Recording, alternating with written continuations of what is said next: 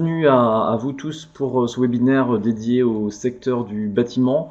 Alors pour parler de ce secteur et des métiers du bâtiment avec vous aujourd'hui, j'accueille Jean-Pierre Château de la Fédération française du bâtiment. Et puis j'accueille également Monsieur Borjon-Piron qui est employeur dans le 49. Alors je vais tourner l'écran un tout petit moment pour que Monsieur Borjon-Piron apparaisse. Bonjour. Donc, alors vous êtes 16 participants aujourd'hui. Vous avez donc à droite de votre écran une fenêtre conversation où vous allez pouvoir réagir, poser des questions ou voilà, si vous avez des informations à partager aussi avec le reste du groupe, faut pas hésiter.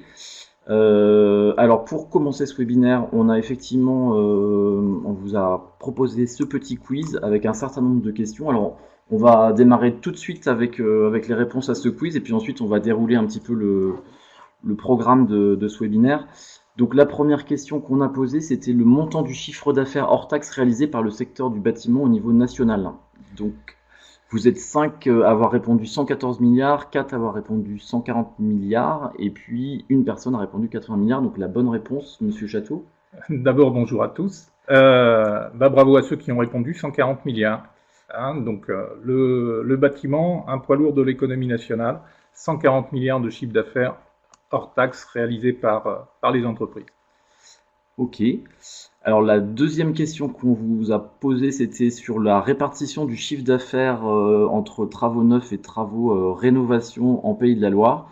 Donc là également 3 propositions et donc la bonne réponse sur cette question. On est sur 50-50. Donc en sachant que les travaux concernent le logement, mais pas seulement, il y a aussi tout le résidentiel, le hors résidentiel, à savoir bâtiments administratifs, commerciaux, industriels et autres. Donc on est sur une répartition 50-50 entre le neuf et la rénovation. D'accord, sur le chiffre d'affaires. Ok, et puis donc la troisième question sur les jeunes qui sont formés actuellement donc en formation initiale dans les métiers du bâtiment au Pays de la Loire. Également 3 propositions, et donc la bonne réponse là c'était 10 200 jeunes. On est sur 10 200 jeunes. Ouais. Environ 6 000 en apprentissage et 4 000 via l'éducation nationale.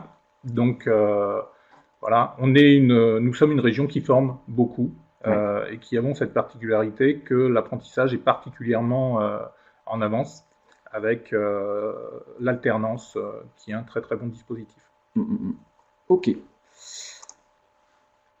Donc on va vous présenter effectivement un certain nombre de slides sur le secteur du bâtiment. Alors pour commencer, effectivement, on va vous donner quelques chiffres donc de 2018 sur le nombre d'entreprises. Je vous laisse commenter les chiffres, Monsieur Château.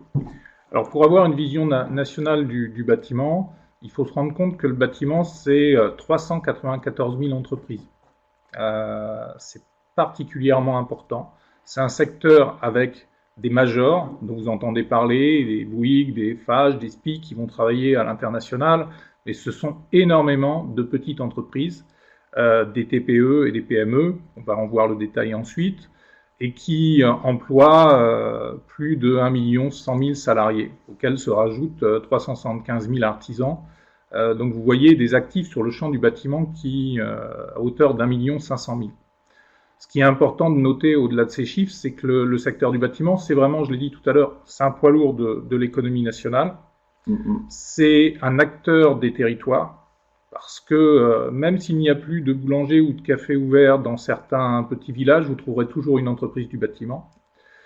Donc on a un rôle d'aménageur du territoire et un rôle sociétal, et un rôle social par l'emploi que l'on peut générer directement ou indirectement, puisque chaque construction, c'est aussi des emplois induits. Ok. Alors oui, Nathalie, je vous précise qu'on vous enverra effectivement dans la journée le webinaire avec un formulaire d'évaluation aussi sur le webinaire. Donc on vous enverra le diaporama, la présentation. Donc pas de souci de ce côté-là. Donc la slide suivante pour faire écho effectivement au quiz tout à l'heure, effectivement on a parlé du chiffre d'affaires du bâtiment, ce que ça représentait, donc 140 milliards. Et donc là, effectivement, une slide pour donner aussi une comparaison par rapport à d'autres secteurs d'activité.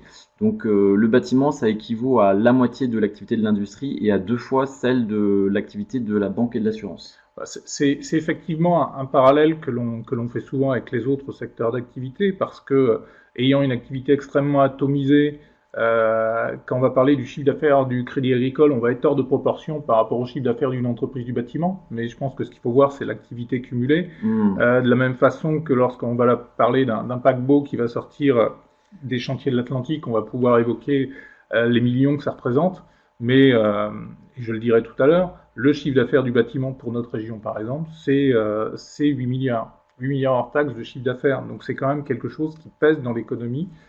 140 milliards à l'échelon national, 8 milliards à l'échelon régional, dans un contexte où l'ensemble des secteurs d'activité sont plutôt en croissance, recherche de la main-d'œuvre. C'est important de pouvoir le rappeler. Ouais.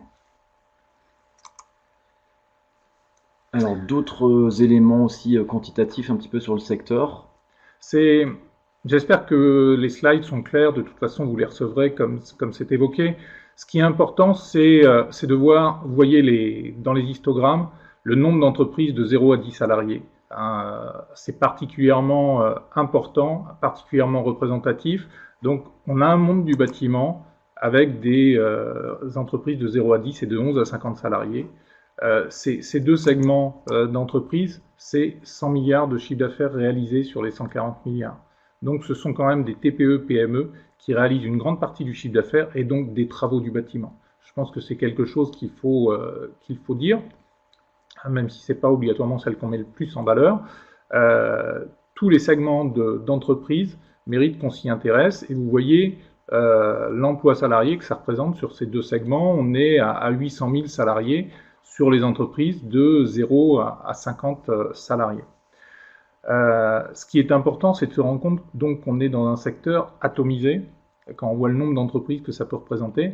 Et donc avoir une vision parfois globalisante du secteur, il faut être vigilant sur le sujet, parce qu'on a une typologie d'entreprise, on a une typologie d'entrepreneur qui peut être différent en fonction de son segment de marché, en fonction de sa zone de chalandise.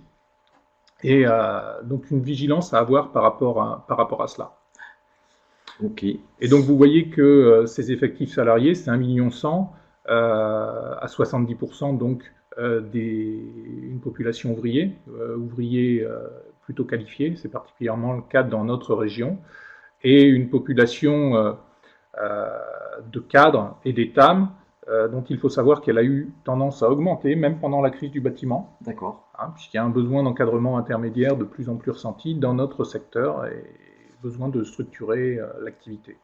Donc ETAM, c'est les agents de maîtrise. Tout à fait. Et puis les 8,4%, ce sont les cadres. Les cadres, d'accord. Ok. Et puis alors on a aussi un des rames sur la répartition gros œuvre, second œuvre. Donc le gros œuvre, en gros 32,5% de l'activité. Tout à fait. Derrière le gros œuvre, on a tendance parfois à se dire c'est le maçon, c'est la maçonnerie. Et on voit qu'effectivement c'est un secteur important. Le gros œuvre, c'est tout ce qui est structurant, c'est ce qui assure la solidité du bâti, ce qu'on appelle hors d'eau, hors d'air parfois. Et ensuite, vous avez toutes les activités de second œuvre, aménagement, plombier, électricien, etc. Donc peinture, qui interviennent, et donc c'est le second œuvre. Vous voyez 67,5% de l'activité du bâtiment, donc pour les entreprises de second œuvre. Ok. Alors, Sylvain, donc du CFA BTP 72, demande: est-ce que les micro-entreprises sont prises en compte, donc dans les effectifs ou dans le chiffre d'affaires, j'imagine? Les micro-entreprises sont prises en compte dans les effectifs. Il faut savoir que cette modalité d'entrepreneuriat s'est particulièrement développée depuis 2008, avec la période de crise. Un certain nombre de collaborateurs se sont mis à leur compte et ont tenté le micro-entrepreneuriat. Et on est sur une période plutôt positive sur la création d'entreprises, en dehors même de ce statut de la micro-entreprise, en ce moment. Ok. L'activité sur le marché intérieur, donc vous voyez la production, ce qu'il en est, la répartition des 140 milliards. Donc effectivement, il y a toujours il y a l'approche rénovation neuve, et il y a l'approche rénovation neuve, et j'allais dire le non résidentiel et le logement. Hein. Quand on parle bâtiment, on parle beaucoup logement, effectivement. Loger la population, c'est essentiel et c'est souvent ce dont on parle. Mais nous avons des millions de mètres carrés de bâtiments. Il suffit de voir Nantes, hein. Je parle de Nantes pour tout ce qui est le développement des bureaux, mais c'est le cas aussi par ailleurs avec des surfaces commerciales qui peuvent se développer. Donc vous voyez un petit peu la répartition. Le logement, c'est quand même 87 milliards, le hors-logement, 53 milliards. Donc dans le logement, vous voyez le neuf, on est sur des chiffres nationaux, et l'entretien amélioration. Hein. Le neuf, évidemment, parce que chaque année, je le disais, c'est 26 000 logements de plus dans notre région, mais énormément de bâtiments ont été construits avant 72 en France, et donc nécessité d'entretenir, nécessité de rénover, un travail important. Et après, il faut suivre l'activité économique. L'activité économique, si on prend la Mayenne, c'est l'agroalimentaire. Il faut pouvoir accompagner le développement de ces entreprises. C'est sur Saint-Nazaire, l'industrie navale, aéronautique. Il faut pouvoir les accompagner. Alors parfois, ce sont des concurrents en matière de main-d'œuvre, mais il n'empêche qu'il faut pouvoir accompagner les secteurs industriels qui sont les clients aussi des entreprises du bâtiment. Voilà, donc le nombre de logements, là, ce sont des chiffres nationaux hein, que vous avez à l'écran. Donc je ne vais pas tous les détailler, et ça vous donne une idée un petit peu du potentiel qui est réalisé, du nombre de logements. Hein. Donc là, on était sur une base de 410 000. Il y a énormément de chiffres qui sont avancés sur le nombre de logements nécessaires pour bien loger la population française. 400 000 devrait théoriquement être un minimum. Donc on échangeait avec M. Fouché préalablement des dispositifs incitatifs et qui permettent d'assurer la solvabilité des Français pour accéder au logement. C'est un vrai combat que nous avons au niveau de la branche professionnelle régulièrement avec le gouvernement. Donc voilà, et vous voyez derrière tout ce qui est non résidentiel, les commerces, les bureaux, les bâtiments agricoles, les bâtiments industriels, bâtiments administratifs, voilà, tout ça génère de l'activité pour le bâtiment, donc que ce soit le secteur privé, le secteur public. Là, on parle souvent des appels d'offres du secteur public, que ce soit conseil régional, collectivité et autres. Ça a son importance. Donc effectivement, là, c'est le nombre de mètres carrés pour chacun de ces secteurs d'activité sur des mises en chantier actuelles au niveau national. On est toujours sur le champ national. Hein. Ouais. Ok. J'ai simplement, pour ceux qui nous écoutent et nous regardent, voulu vous parler et mettre en évidence le site de l'Observatoire des métiers du BTP. Vous savez que on impose aux branches d'avoir un observatoire. Le nôtre était préalable à cette obligation. Donc, si vous avez besoin d'éléments chiffrés, d'études, de commentaires sur le secteur du bâtiment, n'hésitez pas à aller sur ce site. Vous avez des analyses par région, par département. On va vous montrer le site, c'est pour ça que je fais une petite manipulation.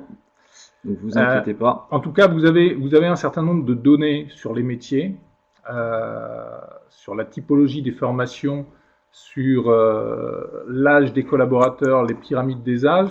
C'est un outil plutôt bien fait, qui a été remanié dernièrement.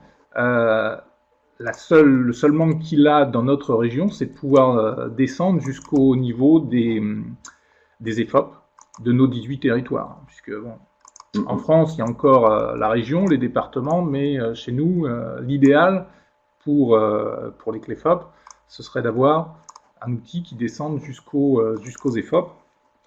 Donc sur ce site, vous avez vraiment beaucoup d'éléments, vous avez des études, par exemple sur les métiers du bois, qui est sorti, me semble-t-il, l'année dernière, sur l'encadrement intermédiaire, qui est un point particulièrement évolutif, des notes de conjoncture. N'hésitez pas à le consulter, à vous y référer. C'est une très bonne base et malheureusement trop peu connue. On va vous montrer justement le site, c'est pour ça qu'on n'apparaît pas pour le moment. Donc effectivement, le site dont parle Monsieur Château, c'est l'Observatoire des métiers du BTP. Donc peut-être pour illustrer, effectivement, si je clique sur le secteur du BTP, on va retrouver un certain nombre d'éléments sur lesquels, qu'on a présenté aujourd'hui en fait. Voilà, donc vous avez des dossiers thématiques, vous avez des certifications, vous avez des études, Si je me permets de prendre la main, on va aller...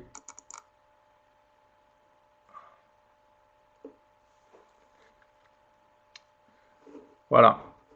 Vous avez ici les infos clés et après les différentes évolutions, ce qui vous permet d'aller chercher par corps d'État, par taille d'entreprise, par région, par département, les différentes évolutions. Hop. Est-ce que je vais accéder au Pays de la Loire? Alors, peut-être qu'il faut... Je vais regarder si on peut déplacer ça. Donc vous voyez que par branche, par corps d'État, parce que c'est un observatoire bâtiment et travaux publics, donc vous pouvez filtrer effectivement par branche. J'essaye de filtrer par la région. Voilà, Pays de la Loire. On y arrive. Voilà, donc vous voyez l'évolution du nombre d'entreprises. Vous voyez que pendant, c'est intéressant ce slide, parce que vous voyez que pendant la crise de l'activité du bâtiment qui a commencé en 2008, le nombre d'entreprises a progressé, justement parce que des entreprises individuelles, des micro-entreprises se sont créées. Et donc vous voyez que cette courbe croissante, quasiment depuis 2008, avec un pic en 2016 et une légère redescente en 2017, mais parce que le contexte économique a évolué. Mais vous voyez qu'on crée des entreprises dans le secteur du bâtiment, et c'est aussi un des atouts d'ailleurs du fait d'entrer dans ce secteur. C'est que ça donne l'opportunité, on va y revenir, d'être son patron. Okay. Voilà, je vous laisserai donc fouiller sur ce site et prendre le temps de le découvrir.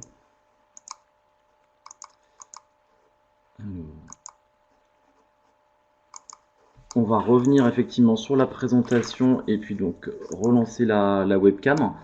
Donc effectivement ce site métier-btp.fr qu'on vous invite à mettre peut-être dans vos favoris si jamais vous avez besoin de retrouver de l'information sur le secteur du bâtiment, des chiffres actualisés régulièrement. Et donc on en arrive effectivement un petit peu à quelques données sur le bâtiment au niveau Pays de la Loire. Tout à fait, donc j'évoquais l'atomisation du secteur du bâtiment. Vous le voyez, 26 000 entreprises, dans le secteur du bâtiment. Sur ces 26 000, vous en avez 16 000 qui n'ont pas de salariés. Donc ce sont des artisans travaillant seuls. Donc ça veut dire que la problématique, par exemple, emploi RH, ne concerne qu'une dizaine de milliers d'entreprises. Peut-être aussi que le choix de travailler seul, c'est le fait de ne pas vouloir gérer la problématique RH. Là, c'est une autre question qu'on pourrait aborder. Mais voyez, quand on a un raisonnement sur l'entreprise du bâtiment, la grande majorité ont 0 salarié. Comment on gère la question du numérique, de la connectique dans une entreprise avec un artisan travaillant seul? On ne va pas la gérer de la même façon que pour une entreprise où on est de 1 à 9, de 10 à 49 et au-delà, bien évidemment. Et donc, vous voyez là aussi la répartition gros œuvre, second œuvre, avec 5 000 pour le gros œuvre environ et 21 000 pour le second œuvre. Vous voyez également sur le champ géographique le nombre d'établissements qui sont révélateurs, donc d'une part de l'activité économique, évidemment, mais également de la démographie, enfin, très naturellement. Ouais. Et c'est vrai que si on prend la Vendée, où il y a une activité économique forte, on pense au tourisme, aux résidences secondaires, voilà, tout ça génère de l'activité et des entreprises bien implantées. Et ce qu'on constate, c'est qu'effectivement, sur l'ensemble de la région, il y a quand même une augmentation du nombre d'établissements, voilà, quels que soient les départements. Tout à fait, tout à fait. Il faut dire aussi que, bon, nous sommes dans des flux économiques, et donc nous attirons aussi de la concurrence pour nos entreprises des autres départements. Il est clair qu'une ville comme Nantes va attirer des Bretons, va attirer même des Aquitains pour venir travailler chez nous. Que des entreprises de la Sarthe vont pouvoir aller travailler plus facilement sur Paris. Voilà. Là, il faut savoir que la crise que l'on a connue a fait évoluer aussi les entreprises, a fait évoluer leurs habitudes. Et donc, voilà un petit peu le périmètre du bâtiment dans les Pays de la Loire et les établissements que vous y trouverez. Alors, Camille de l'ANIFA 49 nous demande si Repère Pays de la Loire reprend des éléments de l'observatoire précité. Alors là, sur cette question, il faudra qu'on se rapproche du pôle interne au Carrefour F qui a développé cet outil-là pour savoir effectivement est-ce que les données de branches assez fines comme celle de la branche du bâtiment par exemple sont reprises dans cet outil. Repère Pays de la Loire, c'est un outil effectivement développé par le Carrefour F qui est alimenté notamment par l'INSEE, par l'enquête, on y retrouve aussi l'enquête BMO de Pôle emploi, un certain nombre de données, mais je ne sais pas si ça reprend les données de branches aussi fines que, mais je pourrais vérifier cet élément-là et puis vous apporter une réponse à ce sujet. Personnellement, j'en suis pas certain. Pour autant, Barbara Commandeur, qui est une ancienne directrice de la cellule économique régionale de la construction, je pense qu'elle aura la sensibilité d'aller chercher des éléments si besoin était. Oui, sur le bâtiment. Doit-on se réjouir du développement important du nombre de micro-entreprises? Donc, Pascal de la Chambre des métiers de l'artisanat 85. Je ne sais pas si on doit s'en réjouir. C'est un constat, la micro-entreprise se développe. Est-ce que c'est un choix? Est-ce que c'est un essai? On doit s'en féliciter si c'était un choix de rentrer dans l'entrepreneuriat. Là, c'est quelque chose d'important. Nous, on est simplement vigilants en tant qu'organisation professionnelle de branche à ce que ces statuts ne créent pas une concurrence déloyale par rapport à des gens qui ont des charges salariales, des obligations assurantielles ou autres, qui ne s'imposeraient pas à la micro-entreprise. Donc c'est un vrai débat que nous avons depuis la création de ce statut, plus précisément non pas de la micro-entreprise, mais de l'auto-entrepreneuriat. Oui.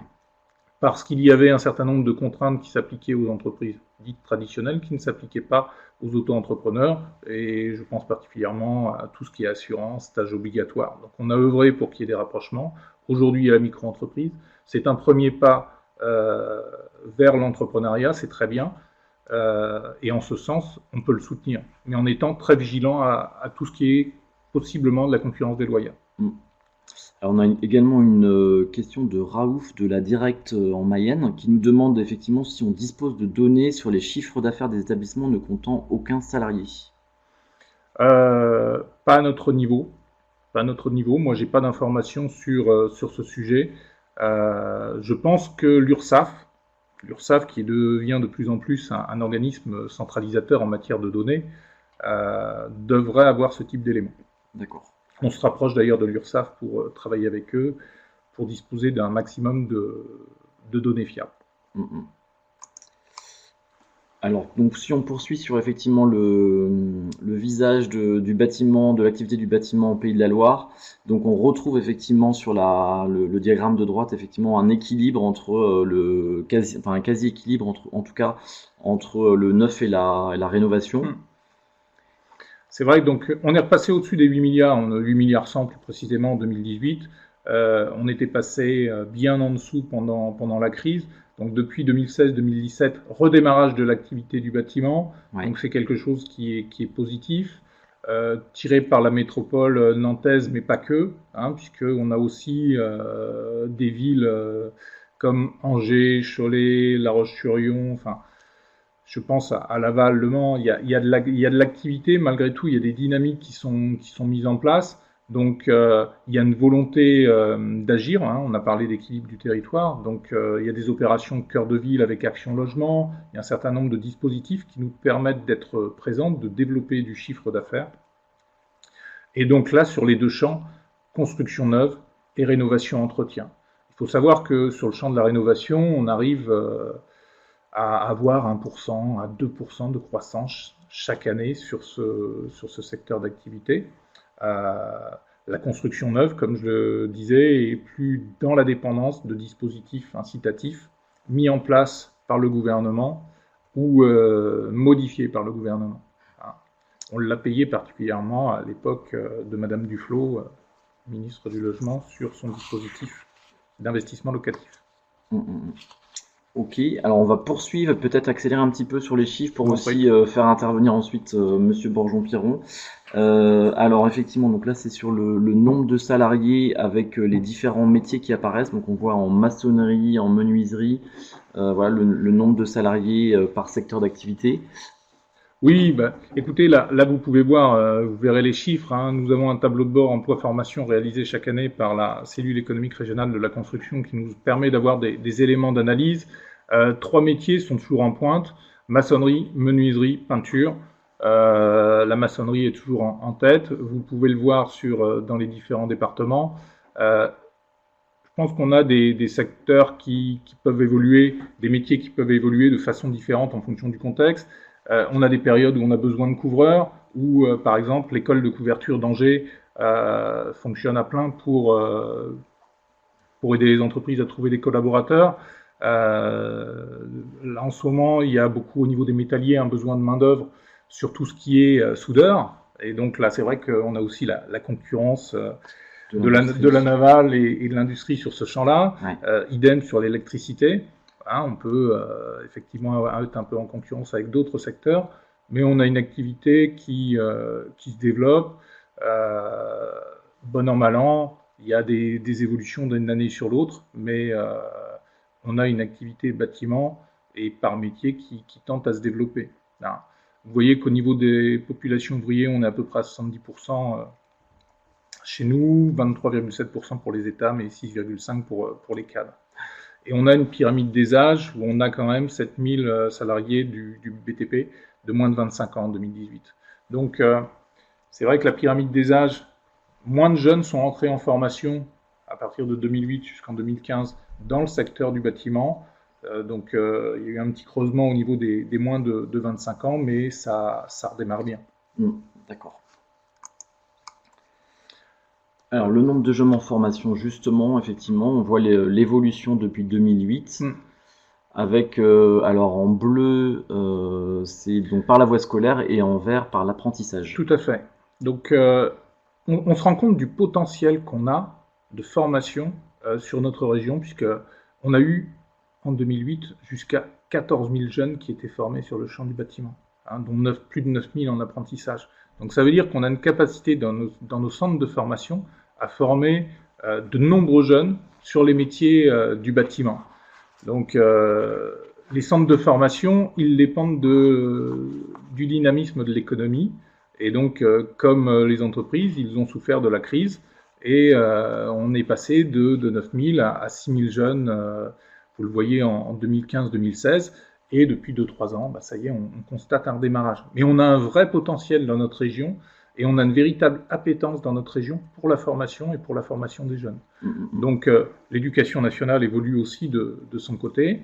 Elle assure peut-être une plus grande sécurité vis-à-vis des parents dans sa formation, ce qui explique qu'ils aient pu maintenir leur nombre de jeunes, voire le voir légèrement augmenter, même en période de crise. Nous, ce qui est important, c'est de voir la capacité de nos outils de formation. Et c'est vrai que nos BTP CFA bâtiments offre de larges possibilités avec une palette de formation du niveau 5 au niveau 3 extrêmement importante. Ok. Et alors, effectivement, sur le panorama du métier du bâtiment, donc dans ce qu'on définit comme métier du bâtiment, il y a 34 métiers qui sont répartis en 4 grandes familles. Donc, le gros œuvre et structure, l'enveloppe extérieure, l'équipement technique, aménagement et finition. Donc peut-être que pour décliner un petit peu ces 4 grandes familles, Monsieur Château, vous pouvez préciser? Disons que au-delà de la précision, ce qui me semble important, c'est que 34 métiers, ça veut dire qu'il y a une grande variété. Ouais. Ça veut dire qu'un jeune qui veut rentrer dans le bâtiment, puisque c'est un petit peu nos interlocuteurs, quelqu'un qui veut rentrer dans le bâtiment, il y a déjà 34 métiers potentiels. Répartis en 4 familles. Et au sein de ces 34 métiers, vous allez encore trouver des variantes. Donc, c'est vrai que vous avez gros œuvre structure, étanchéité par l'extérieur, avec l'enveloppe par l'extérieur, tout ce qui est équipement technique, la dimension objets connectés, électricité, enfin, plomberie. Il y a énormément de métiers qui se développent. Vous avez des métiers un peu innovants, un peu sportifs, pourrait-on dire, qui se développent. Vous avez les cordistes maintenant qui peuvent intervenir sur certains travaux. C'est pas qu'anecdotique, effectivement, c'est loin d'être la majorité des entreprises, mais c'est à prendre en compte. Ce qui est important de retenir, et là on pourra vous fournir d'autres éléments, c'est la grande variété des métiers qui peuvent s'offrir à un jeune qui veut rentrer dans le bâtiment, et la capacité à passer d'un métier à un autre. Parce qu'il peut y avoir de la transversalité dans les métiers, et dans un parcours de vie, un parcours de formation, un parcours professionnel, c'est aussi quelque chose que le bâtiment peut mettre en avant. Donc vous voyez que les offres d'emploi enregistrées, elles étaient autour de 6 000 en 2018, et surtout, ce sont des emplois fermes. On embauche en CDI ou en CDD de plus de 6 mois. Dans 72% des cas, en tout cas, ouais, les offres, effectivement, sont enregistrées CDI ou CDD de 6 mois. Yanis Borjon-Piron en parle mieux que moi, mais euh, la richesse d'une entreprise, c'est les hommes. Hein. C'est les hommes, c'est la capacité à avoir une technicité, mais aussi un état d'esprit, à travailler ensemble, à porter des projets, puis à être fier de ce que l'on fait. Mais c'est vrai qu'il y a un aspect important par rapport à tout ça, c'est qu'il nous faut du sourcing. Et là, vous êtes des interlocuteurs clés, vous qui m'écoutez, par rapport à ça. Donc, on a signé une convention avec Pôle Emploi pour travailler sur ce dossier. On vous montrera après un outil qu'on a mis en place à destination des entreprises, mais il est extrêmement important de faire du sourcing, d'apprécier les compétences, les aptitudes, hein, parce que c'est pas parce qu'on n'a pas une formation du bâtiment qu'on n'a pas des aptitudes manuelles qui peuvent permettre d'évoluer, de changer de métier, de secteur, de venir chez nous. Donc le sourcing, c'est quelque chose qui est important aujourd'hui et à organiser, de notre point de vue.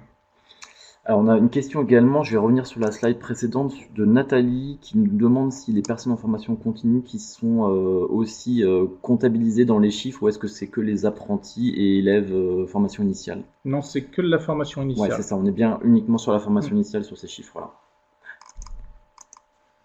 Voilà, simplement par rapport aux besoins de main-d'œuvre ressentis par nos entreprises, évidemment, on peut aller sur Le Bon Coin, on peut aller sur Indeed, évidemment, Pôle Emploi ou autre.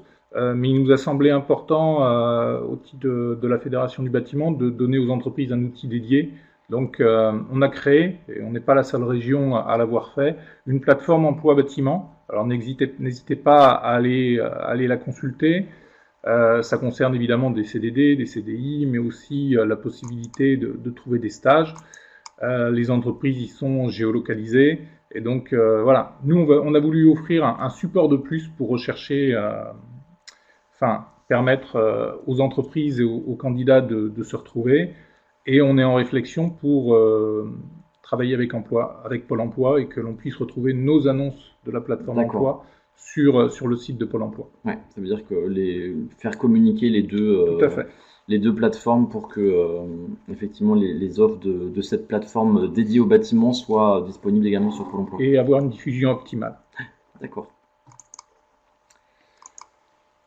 Je poursuis et du coup on va effectivement pouvoir maintenant échanger un petit peu plus avec Monsieur Borjon-Piron. Donc je vais tourner l'écran. Effectivement, si vous avez des questions, n'hésitez pas. On pourra aussi solliciter à nouveau Monsieur Château d'ici midi pour sur les différentes questions que vous pouvez avoir sur le secteur du bâtiment. Alors Monsieur Borjon-Piron, l'entreprise dans laquelle vous travaillez, donc elle est à côté d'Angers, à Trélazé. Et sa spécialité, c'est la plâtrerie traditionnelle, l'isolation thermique, travaille aussi sur les faux plafonds, le carrelage, la faïence, donc une polyvalence, une certaine polyvalence. Vous avez tout dit. Ouais. Donc oui, l'entreprise Borjon-Piron donc a été créée en 79, donc une entreprise Quadra aujourd'hui. C'est pas moi qui l'ai créé, je suis un peu trop jeune, on va dire. J'ai juste repris entre guillemets l'entreprise familiale en 2007. D'accord. Pas forcément la meilleure période, puisque 2007, on le sait tous, c'est la période qui a commencé à se complexifier. Ouais. Et on a été victime, malheureusement, dans les années suivantes de cette crise commencée en 2007. Mais on est encore là, donc tout va bien. Alors effectivement, on fait tout ce qui est travaux d'aménagement intérieur. Donc aménagement intérieur, c'est tout ce qui est traitement des murs, plâtrerie, cloison sèche, carrelage, faïence. Les travaux d'isolation, on est labellisé RGE, qui nous permet de faire un certain nombre de travaux pour le particulier dans le cadre d'aménagement et d'isolation. Amélioration de l'habitat. Voilà, ouais. L'amélioration thermique. D'accord. Et également tout ce qui est faux plafond, c'est-à-dire là on intervient pour des collectivités, dans le cadre d'aménagement de bureaux, etc. D'accord. Alors la particularité, donc comme c'est noté là à l'écran, j'ai 20 salariés, des plaquistes, des carreleurs, des jointoyeurs, des plaquistes carreleurs. Donc ça c'est une particularité un petit peu de l'entreprise, c'est que j'ai des personnes dans l'entreprise qui sont multi-compétences, ce qui me permet de développer vers une certaine clientèle et notamment le particulier dans le cadre si je prends l'exemple d'aménagement de salle de bain. On fait beaucoup d'aménagement de salle de bain. où là, avec un seul interlocuteur, on va traiter toute la partie plâtrerie, carrelage, faïence pour l'ensemble de l'affaire. D'accord. Dans mes effectifs, j'ai également des femmes. Alors c'est vrai qu'aujourd'hui, ce sont des femmes surtout enfin, qui sont en encadrement et en administratif. Il fut une période où j'en avais aussi sur chantier. J'ai eu plusieurs apprentis IE, S même. J'ai eu aussi une jointoyeuse. J'ai eu des salariés en carrelage faïence. Alors, c'est clair que ce n'est pas aujourd'hui une majorité, que sur le chantier, je ne pense pas que ça deviendra une majorité, car malgré que nos métiers du bâtiment se soient ouverts et enfin, améliorés en termes de conditions, de portage, etc., ça reste des métiers physiques, donc souvent les femmes le font une certaine période de leur vie, et à un moment préfèrent se retourner vers d'autres métiers moins amusants physiquement. D'accord. Voilà, alors, on est aussi une entreprise qui forme beaucoup. Actuellement, j'ai 2 salariés qui sont des apprentis avec BTP CFA 49. Alors j'essaye, compte tenu que je n'ai qu'une petite vingtaine de salariés, j'essaye de ne pas en prendre trop non plus, mais j'en ai toujours un en première année et un en deuxième année pour faire un CAP pour justement transmettre les savoirs de certains de mes collaborateurs qui ont une forte expérience. Et j'emploie régulièrement des stagiaires. Donc là, actuellement, j'ai un stagiaire qui est en développement de son projet personnel via Pôle emploi, donc qui est en formation là aussi à BTP CFA. Et puis on travaille aussi beaucoup avec le GEC 49, et notamment là j'en ai encore un, j'en avais un précédemment que j'ai fini par embaucher là en septembre, et j'en ai repris un via le GEC qui est lui aussi en formation au CFA d'Angers. D'accord. Au niveau sur les 20 salariés, vous avez quelqu'un qui s'occupe de la fonction RH ou Oui. c'est vous qui Oui, moi. C'est vous qui vous en occupez de Oui, moi, je crois que dans les entreprises, dans les PME d'une vingtaine de salariés, c'est souvent le dirigeant qui a cette fonction-là. Ouais. Alors comment ça se passe justement au niveau recrutement? Vous avez régulièrement des recrutements, vous avez un réseau de partenaires avec qui que vous faites intervenir régulièrement, enfin que vous sollicitez? Alors le recrutement, le recrutement dans nos entreprises aujourd'hui est complexe. Ouais.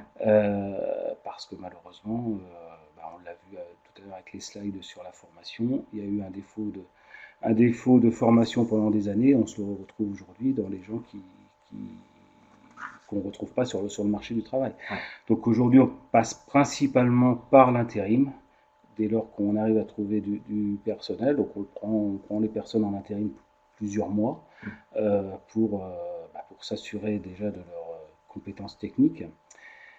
On base beaucoup de choses sur le savoir-être aujourd'hui dans nos entreprises. La technicité, on l'apprend tout au long de sa carrière.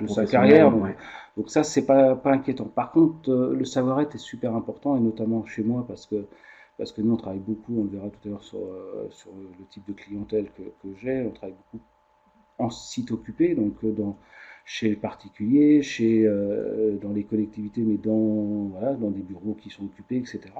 Donc on a une question du savoir-être qui est très importante. Il faut que les gens aient envie de bosser, se lèvent le matin. C'est bête à dire, mais aujourd'hui on retrouve toutes ces difficultés. Quand le lundi matin vous avez 3 personnes en moins, la semaine devient complexe. L'exemple est d'hier. Tenir les délais. La semaine est complexe parce qu'on a fait un planning. On a une quarantaine de chantiers par semaine qui ont entre 1 et 2 personnes sur chaque chantier. Alors plusieurs chantiers bien sûr dans la semaine, mais le savoir-être est aujourd'hui la priorité de nos entreprises. Ouais, c'est ce qu'on entend dans beaucoup de secteurs d'activité, effectivement, qu'aujourd'hui c'est effectivement une clé indispensable, surtout quand sur des territoires où le taux de chômage est assez faible et que du coup effectivement on entend effectivement beaucoup cette primauté des savoir-être effectivement qui sont essentiels. Et en termes d'intégration, alors on a vu effectivement que vous connaissez bien les partenaires de la formation. Il y a un autre partenaire de la formation qui vous invite à travailler avec vous éventuellement, le BTP CFA 72. Je vais répondre tout de suite, et notamment par rapport à mon activité carrelage faïence. L'activité carrelage faïence chez moi est une activité secondaire. En fait, pourquoi on y est venu, c'est qu'à une certaine époque de la société, il y a une vingtaine d'années maintenant, mon papa, qui avait créé l'entreprise, faisait beaucoup de chantiers de réhabilitation pour des bailleurs sociaux où la partie carrelage faïence était intégrée à notre lot plâtrerie. Et donc, c'est comme ça que ça s'est développé. Ce qui fait qu'aujourd'hui, moi, les gens qui font carrelage faïence, c'est des gens qui ont au départ ce métier de la plâtrerie. Parce que là, je vois dans les prochains mois, j'ai moins de chantiers en carrelage faïence, donc ils vont pouvoir faire de la plâtrerie. Où là, j'ai de l'activité un peu plus soutenue pour les prochains mois. Donc, les demandes d'apprentissage que je peux avoir sur le métier carreleur faïenceur, généralement, je les décline. Je les envoie vers des sociétés, des collègues qui, eux, leur métier de base, c'est le carrelage de faïence, où ils vont apprendre vraiment toutes les techniques. Nous, on fait qu'une toute petite partie. Donc voilà, donc je suis désolé, je ne prendrai pas de BP carreleur. Voilà. Et donc effectivement, ce que vous expliquez tout à l'heure, vos chantiers, donc c'est au profit de collectivités locales, bailleurs sociaux particuliers. Vous travaillez de temps en temps avec des entreprises privées aussi qui font appel à vous? Voilà, tout à fait. Ouais, on travaille, alors voilà, comme c'est écrit à l'écran, on travaille beaucoup pour les collectivités locales, et ce dans le cadre de marchés d'entretien, c'est-à-dire des marchés qui sont sur plusieurs années, qui sont reconductibles sur plusieurs années. Donc là, j'en ai noté quelques exemples. On a l'ensemble des hôpitaux de Maine-et-Loire, le Conseil général de Maine-et-Loire, la ville d'Angers, et également là, depuis quelques semaines le SDIS 49 sur l'ensemble des centres de secours de Maine-et-Loire. Avec ses particularités, comme je l'ai dit tout à l'heure et je le répète, c'est que c'est souvent en site occupé quand on intervient au CHU d'Angers. Ouais. On intervient dans des services pour réaménager une chambre, pour réaménager un service, etc. Donc là, il faut on a des contraintes liées au personnel sur place, liées à la propreté, liées à la sécurité.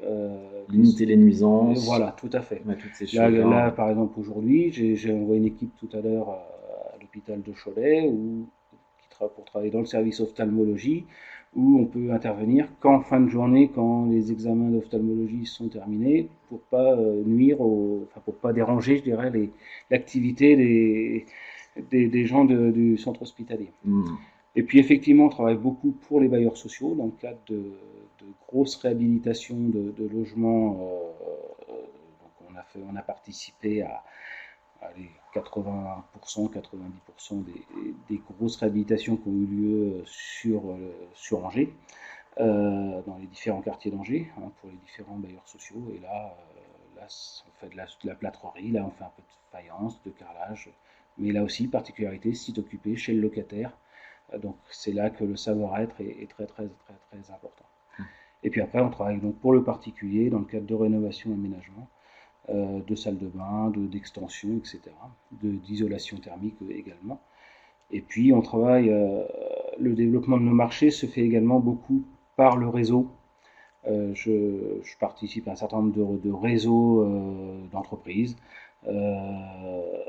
qui nous permet, par le bouche à oreille, de permettre de travailler. Donc réseau à la fois lié au bâtiment, donc des entreprises du bâtiment qui nous confient des marchés chez leurs clients. Voilà. Et donc effectivement, on trouvait que c'était intéressant aussi de vous faire intervenir. Monsieur Château vous a sollicité dans ce sens-là parce qu'effectivement vous êtes un entrepreneur aussi qui est engagé dans un certain nombre de réseaux, comme vous expliquez, et notamment aussi sur des questions qui sont des questions qui se posent au secteur du bâtiment aujourd'hui, donc notamment le développement durable, la RSE, l'économie circulaire. Donc effectivement, on a indiqué quelques petites choses sur cette slide. Là, effectivement, vous me disiez en introduction tout à l'heure que vous êtes membre de l'ADEC, donc l'association de développement de l'économie circulaire. Et collaborative. Et collaborative, voilà. Donc oui, effectivement, pour ceux qui me connaissent dans l'assistance, j'ai un certain nombre de casquettes au niveau départemental et régional.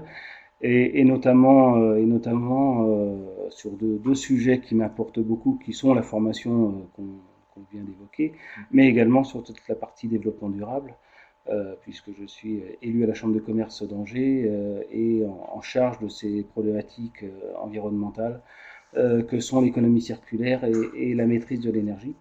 Et donc on a développé effectivement, il y a maintenant, c'est en 2016, avec plusieurs chefs d'entreprise, dont les chefs d'entreprise du bâtiment, une association, donc l'ADEC, qui a pour objectif en fait de développer les pratiques d'économie circulaire dans les entreprises, quelles qu'elles soient, de sensibiliser les entreprises et leur personnel, de mutualiser certaines pratiques, des pratiques d'achat, des pratiques de mutualisation sur un même territoire, hein, sur une même zone artisanale, une même zone industrielle.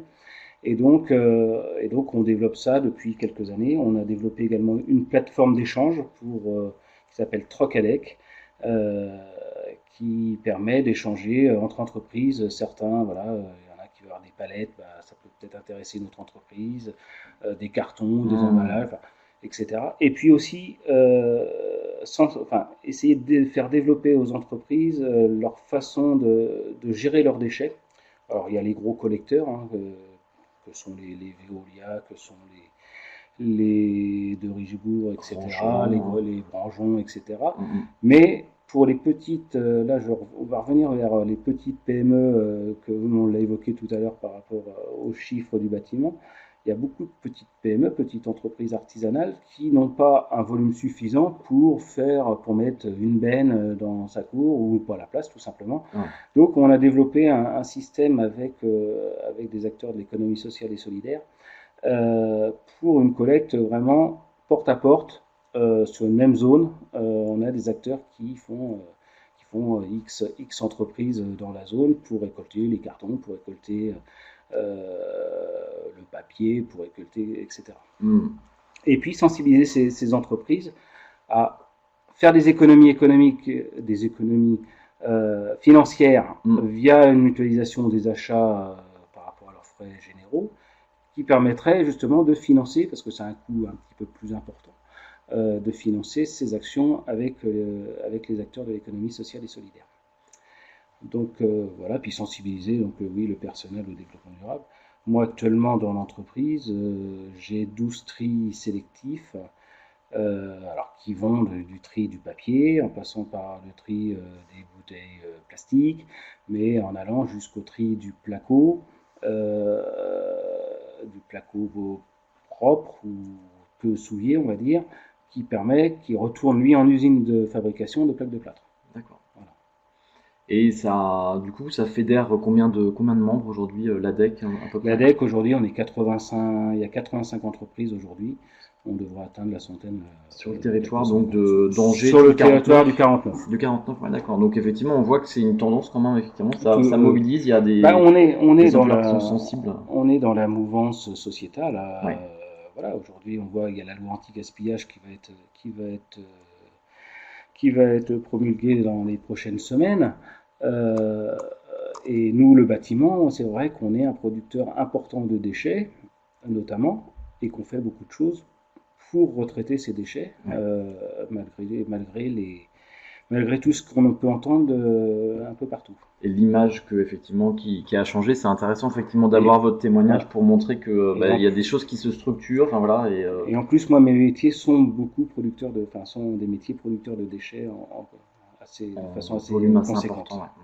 Alors n'hésitez pas à réagir si vous avez des questions sur tout ce qu'on s'est dit, parce que c'est vrai qu'on déroule, on voit qu'il y a plein de choses à dire, mais n'hésitez pas à réagir, à poser des questions à Monsieur Borjon-Piron ou également à Monsieur Château sur le secteur du bâtiment.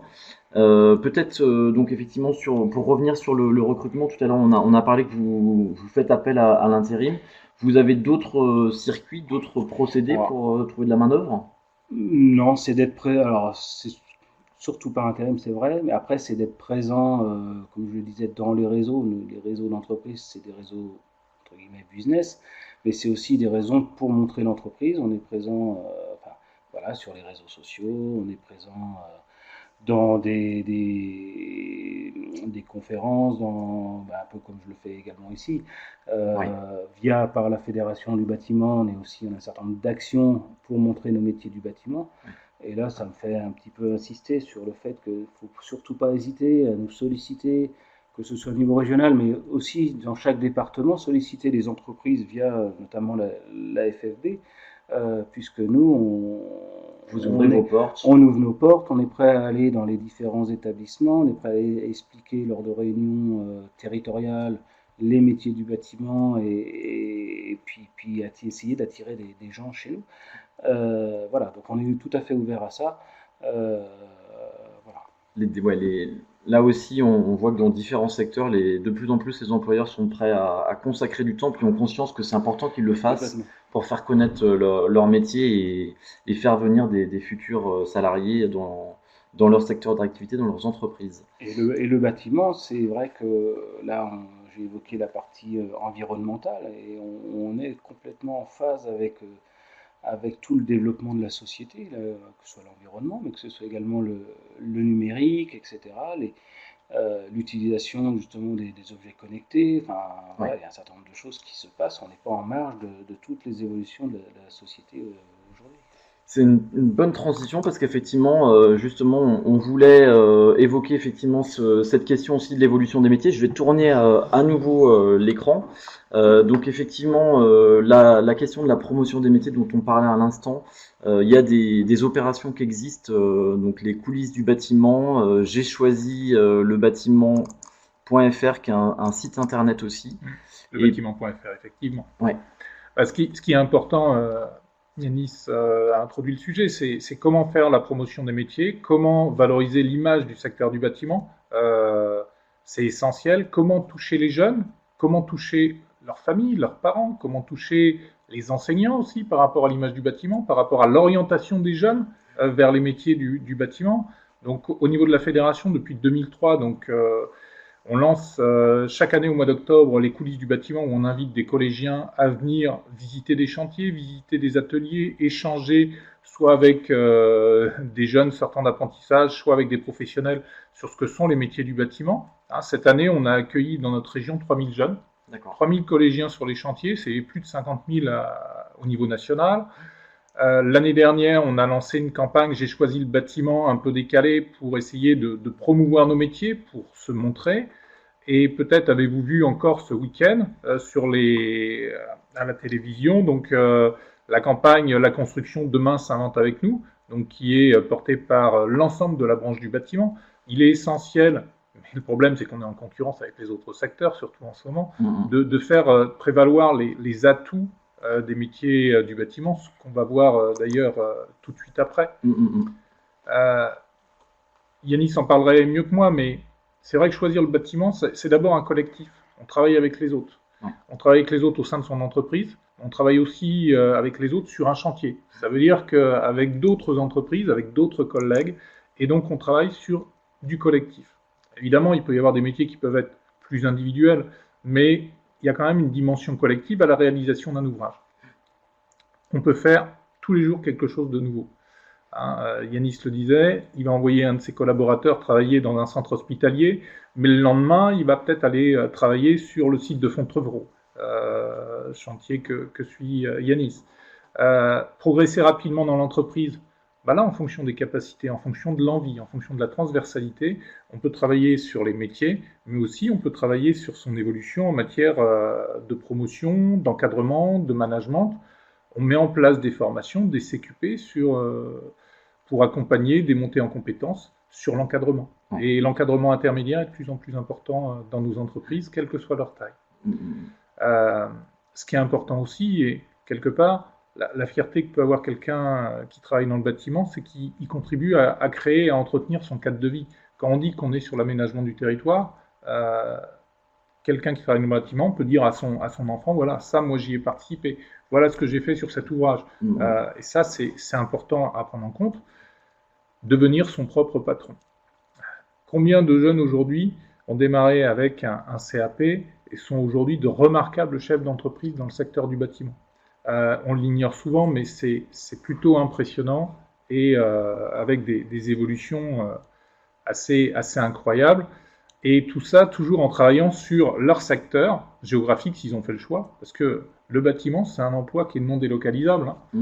Par contre, on a été vigilant par rapport à ça sur la période de crise pour que ce ne soit pas toute la main-d'œuvre étrangère qui vienne chez nous, parce que sinon, si on n'est pas délocalisable mais qu'on fait venir que de la main-d'œuvre étrangère, il y a un non-sens. Mais c'est quelque chose qui est important. Quelqu'un qui veut travailler dans une ville, là où il a toujours vécu, il peut le faire. Il y aura toujours une entreprise du bâtiment à porter.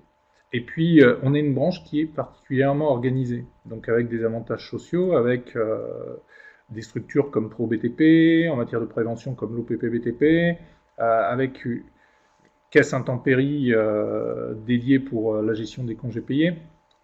On est une des professions vraisemblablement les plus structurées. Ouais. Donc ça permet à des collaborateurs d'en tirer profit, de pouvoir en profiter, mais je pense surtout, l'essentiel, c'est qu'ils peuvent s'épanouir en choisissant le bâtiment. Et ça, c'est l'essentiel. Donc effectivement, ça donne quelques clés, en tout cas pour peut-être encourager des personnes qui se questionnent sur leur projet professionnel pour venir dans le domaine du bâtiment. Si vous avez des personnes que vous accompagnez qui ont des esprits entrepreneurs ou voilà, qui ont une envie de pouvoir progresser, effectivement, le bâtiment est un secteur qui offre un certain nombre d'opportunités. Alors, juste, si vous permettez, oui. il faut savoir qu'il y a de plus en plus de jeunes qui ont fait des études, qui après 2 ou 3 ans d'activité dans des bureaux tertiaires ouais. Reviennent vers nous, et de plus en plus, parce qu'ils ont envie de refaire justement quelque chose, de pouvoir toucher la matière, de pouvoir créer quelque chose, ouais. Ou de participer à une œuvre collective. Et c'est particulièrement intéressant, et pour nous, c'est une vraie richesse d'avoir ces jeunes qui reviennent chez nous. Donc on a une question de Sylvain, donc du BTP CFA 72 sur le BIM. Alors effectivement, c'est quelque chose qu'on voulait aborder aussi, effectivement, la question de un petit peu les enjeux actuels du secteur du bâtiment. Donc on l'a vu à la question du développement durable, tout à l'heure Monsieur Borjon-Piron en parlait, mais il y a aussi le BIM. Alors est-ce que vous pouvez nous dire peut-être déjà ce que c'est que le BIM ? Le BIM, c'est ce qu'on appelle la maquette numérique. C'est l'interprétation du BIM, puisque on a parlé du BIM comme si c'était un petit peu la panacée et que ça pouvait répondre à toutes les problématiques.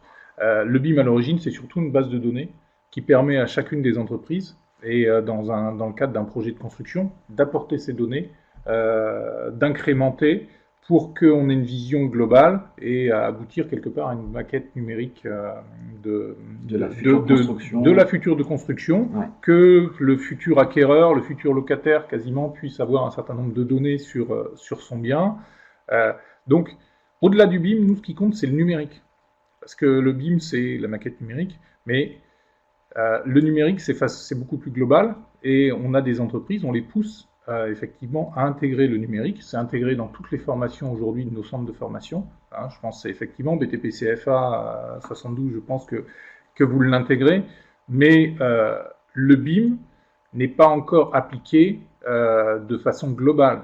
Et comme dirait un de mes collaborateurs, à chacun son BIM. Tout dépend de la structure que l'on a, tout dépend des besoins que l'on a, tout dépend du type de projet sur lesquels on travaille.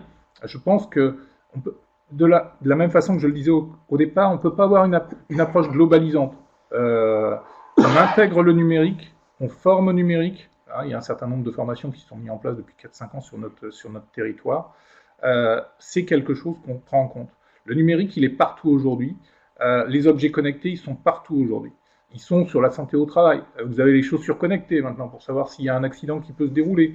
Vous avez le bâtiment connecté avec les vitres qui vont vous dire si tout est bien fermé, la température intérieure, extérieure. Enfin, maintenant, tout peut être géré, vous le savez comme moi, avec un smartphone. Donc, le secteur du bâtiment est un secteur en prise sur tout ce qui est univers connecté. Et qui connaît beaucoup d'évolutions de ce fait-là, effectivement, au niveau des actes de l'activité professionnelle, puisqu'il faut penser le passage de ces réseaux d'information. Donc là, on aborde l'approche organisation.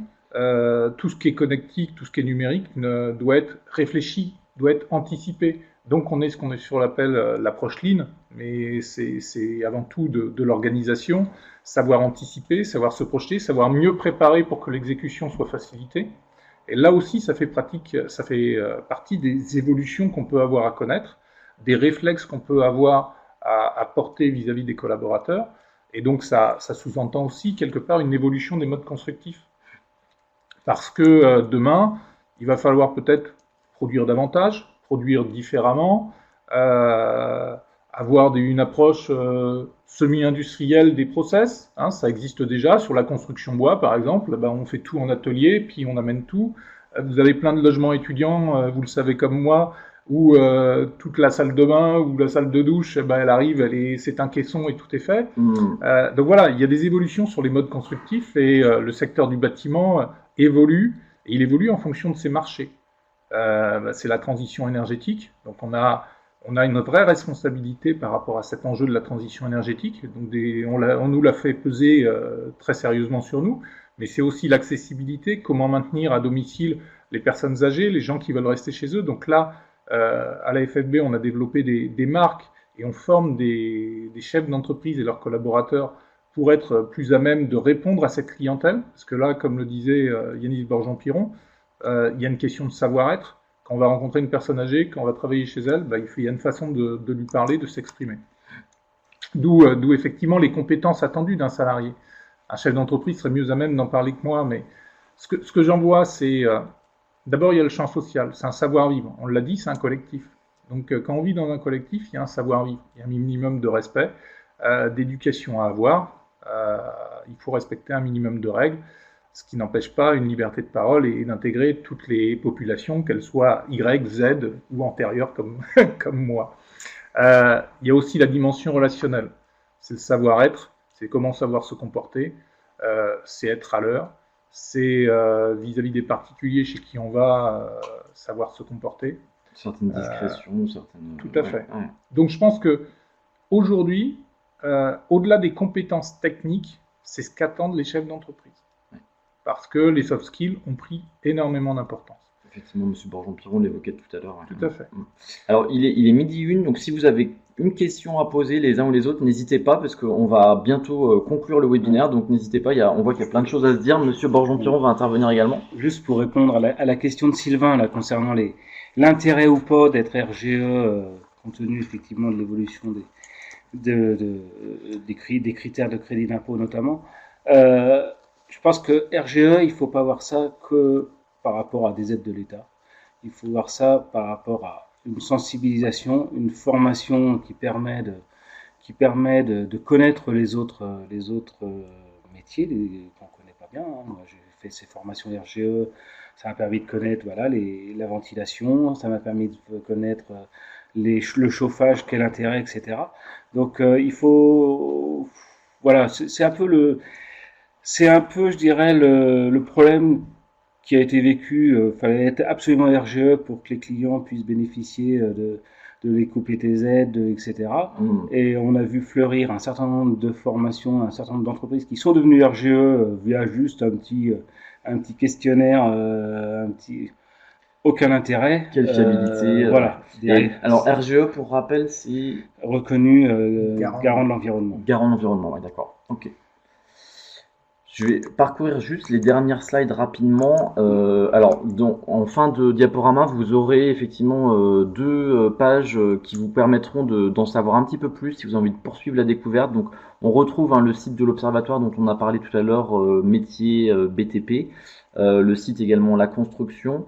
Et puis, vous avez également des études. Et sur la dernière slide, un certain nombre de vidéos qu'on retrouve sur YouTube qui émanent de différentes structures, de la CAPEF, de la FFB, du MEDEF également, qui fait des vidéos qui s'appellent Beau Travail. On en a d'un certain nombre d'organismes de formation aussi. Parfois, ce sont des jeunes qui sont invités à faire des vidéos pour faire découvrir les métiers. Donc voilà, si vous avez besoin aussi de piocher dans ces ressources-là pour conseiller les personnes que vous accompagnez sur la découverte des métiers du bâtiment.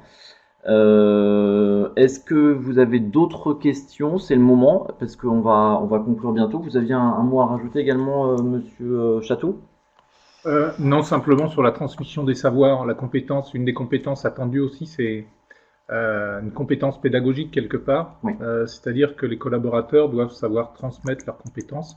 On forme énormément, on l'a dit, en apprentissage. Ça veut dire qu'on a des maîtres d'apprentissage. Nous sommes la première région de France en matière de titres de maître d'apprentissage confirmés délivrés par la branche bâtiment. La compétence pédagogique, il suffit pas de donner envie à des jeunes de venir dans notre secteur. Après, il faut savoir les accueillir et il faut savoir leur transmettre dans les meilleures conditions ce qui pourra être demain leur métier. Voilà pour moi. Ok.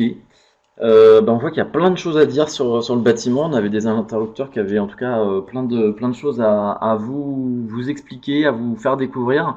J'espère que ça répond à vos besoins. Donc effectivement, on va conclure dans un petit instant. Je vois que certains d'entre vous sont en train d'écrire, donc si vous avez une question, c'est le moment. Non, finalement, pas de questions particulières. Merci également à vous pour votre attention et puis votre participation avec les quelques questions. Et puis merci donc à Monsieur Château, la Fédération française du bâtiment, et à Monsieur Borjon-Piron d'être intervenus. Alors vous retrouverez sur le site Orientation Pays de la Loire dans la boîte à outils la vidéo dans une quinzaine de jours à peu près sur le webinaire, ainsi que tous les webinaires du Carrefour F qu'on retrouve sur cette boîte à outils. Je vais passer sur le dernier écran où vous allez pouvoir cliquer sur le formulaire d'évaluation en bas si vous voulez tout de suite nous donner votre avis sur ce webinaire. Et puis on vous envoie, comme je vous ai dit en introduction, effectivement le diaporama qui a été présenté aujourd'hui par mail dans l'après-midi également.